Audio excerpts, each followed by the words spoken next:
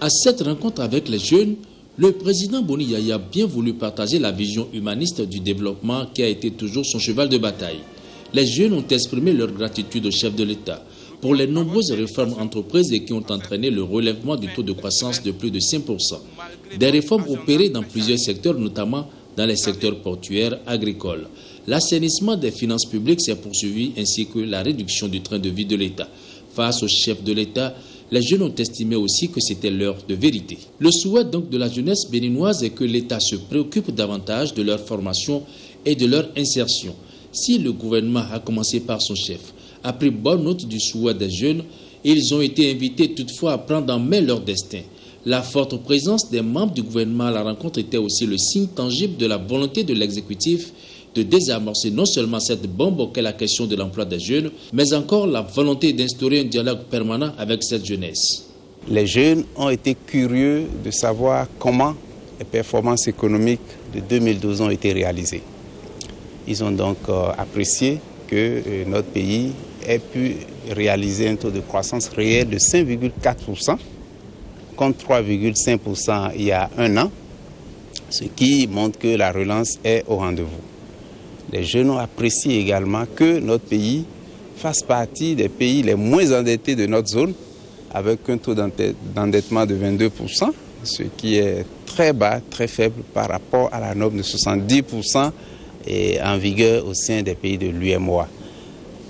Également, les jeunes ont apprécié qu'au niveau de la gestion des finances publiques, les recettes soient au rendez-vous, les dépenses soient maîtrisées et que le déficit budgétaire soit réduit. Ça également, nous avons senti que les jeunes ont apprécié cette situation au niveau de la gestion macroéconomique de notre pays. Maintenant, il a été question de discuter sur les points focaux pour la relance de l'économie nationale. La gestion macroéconomique, elle est saine, elle est appréciée par tous nos partenaires, mais le problème aujourd'hui est de voir comment relancer l'économie. 5,4% de croissance, c'est une bonne chose, mais nous souhaitons faire 7%, 8%, voire 10%. Nous avons discuté des pôles de croissance qui ont été identifiés et pour lesquels les jeunes ont été incités à faire preuve d'imagination, de courage, pour donc s'insérer dans les nouveaux créneaux qui sont en train d'être identifiés pour la relance de notre économie nationale. Par ailleurs, au niveau donc des politiques de l'emploi, beaucoup de réformes sont en cours pour impulser le secteur privé qui est pourvoyeur de richesses, vous le savez très bien.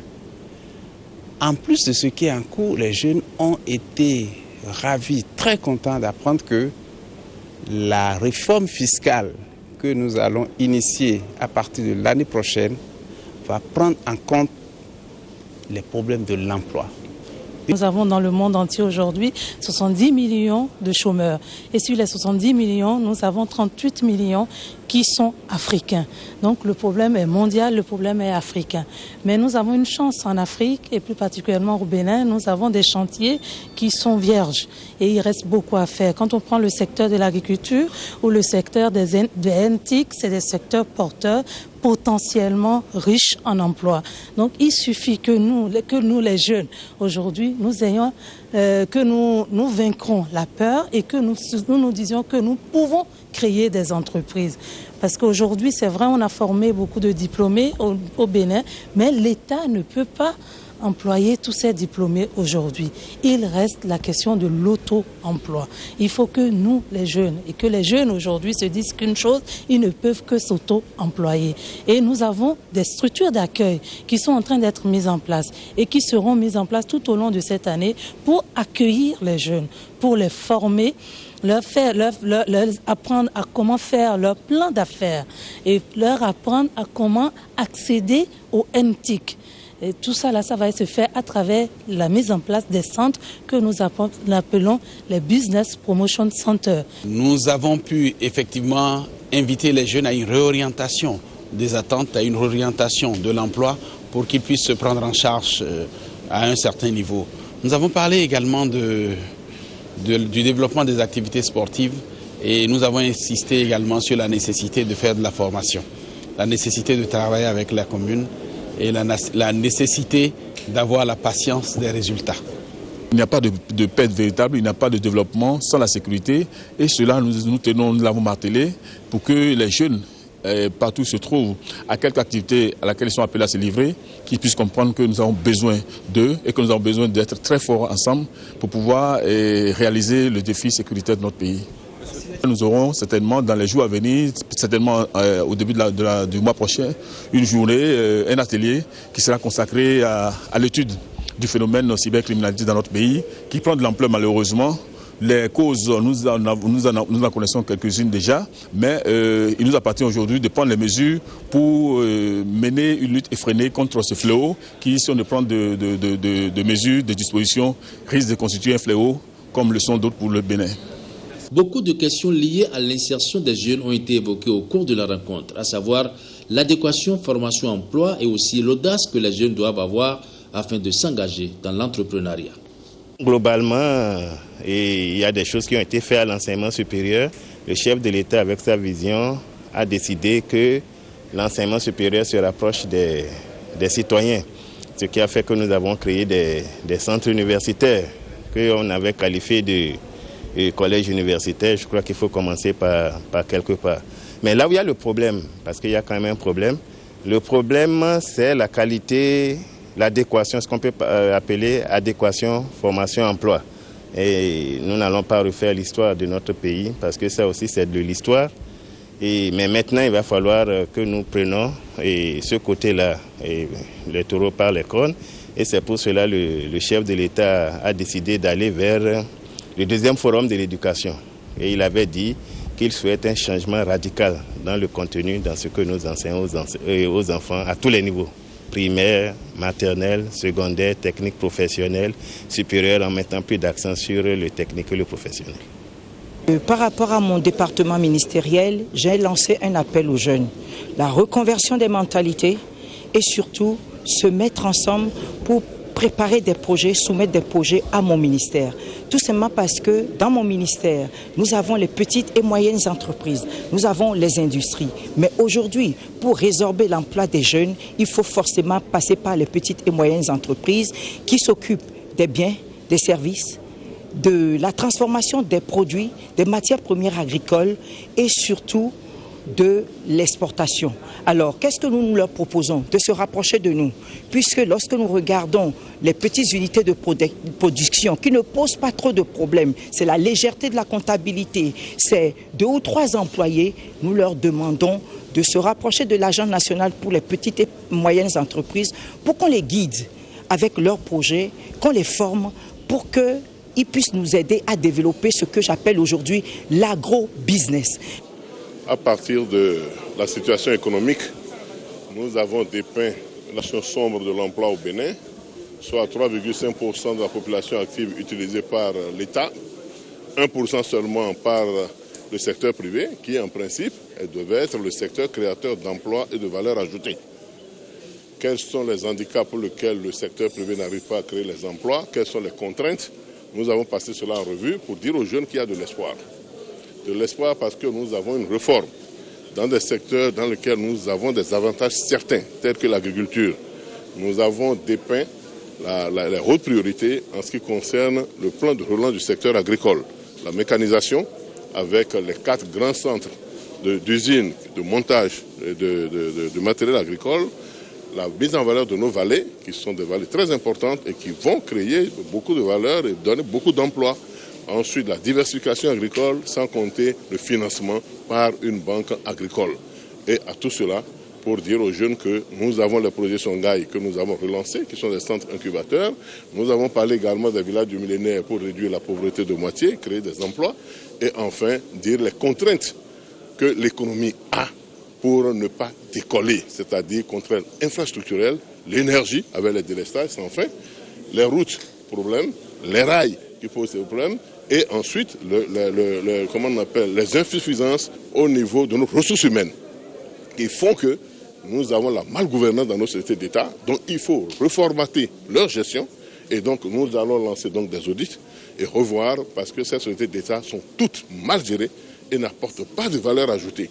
Et donc, nous allons revoir leur mode de gestion et apporter plus d'opportunités pour créer des emplois. Mais, nous l'avons dit, l'État ne peut pas embaucher tout le monde. Il faut aller vers le secteur privé, l'esprit d'entreprise, l'entrepreneuriat agricole, l'entrepreneuriat pour créer des petites et moyennes entreprises, de toutes petites entreprises. Et c'est à cela que la jeunesse devait s'atteler parce que sa responsabilité aussi est engagée.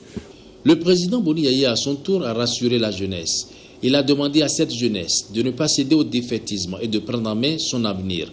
Le chef de l'État, avant d'énumérer les points essentiels à retenir de la rencontre, a demandé aux jeunes de ne pas s'éloigner des fondamentaux de la conférence nationale que sont la paix, l'unité nationale, la démocratie et la bonne gouvernance, et aussi à bannir des comportements comme la haine, la jalousie, le rejet du prochain. Les points sur lesquels nous voulons mettre l'accent, développer les aptitudes de la jeunesse et la préparer à relever les défis. J'aimerais que vous reteniez cela. Donc, à part la consécration du dialogue permanent avec la jeunesse. Ce dialogue sera permanent. L'équipement de l'ensemble des structures d'accueil de la jeunesse en technologies nouvelles de communication et de multimédia, et les connecter à l'Internet de haut débit, l'élargissement de la participation de la jeunesse dans les structures régionales, départementales et locales. La mise en œuvre d'un programme de mise à niveau des centres d'hébergement réservés au tourisme des jeunes. L'extension de l'expérience des clubs informatiques mobiles. Tout ça, c'est dans notre agenda. Le parachèvement du programme de mise à niveau des clubs de jeunes en milieu rural. L'agriculture comme gisement de l'emploi, le renforcement du partenariat entre les institutions de jeunesse et les institutions éducatives, culturelles et sportives,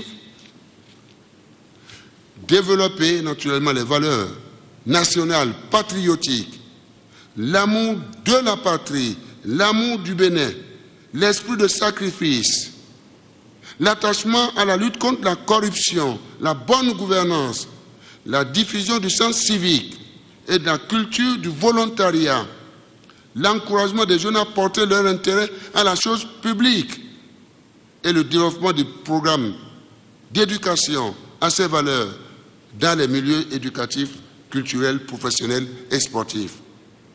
Le renforcement de l'action de sensibilisation et d'éducation sous ces différentes formes et programmes pour protéger notre jeunesse contre les comportements répréhensibles et les risques de glissement vers le fanatisme et l'extrémisme par les temps qui courent.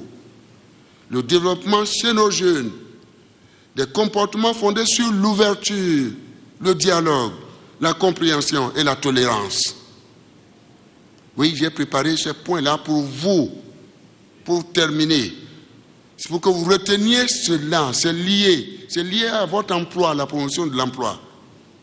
Si vous dites oui, l'emploi, je vous aurais menti. Parce qu'il faut faire, il faut régler d'abord, il y a quelques vices qu'il faut régler. La question de nos mentalités et de la culture. À ce rendez-vous d'échange, les jeunes ont émis l'ardent souhait pour l'organisation effective de l'Assemblée générale nationale de l'organe consultatif de la jeunesse, l'implication effective de la jeunesse dans toutes les réflexions liées au développement, la subvention pour l'acquisition d'ordinateurs portatifs aux jeunes à travers le projet Un étudiant, un ordinateur et la mise en œuvre effective du service volontariat des jeunes béninois. Le chef de l'État a promis tenir de telles rencontres avec les jeunes tous les 2 mois.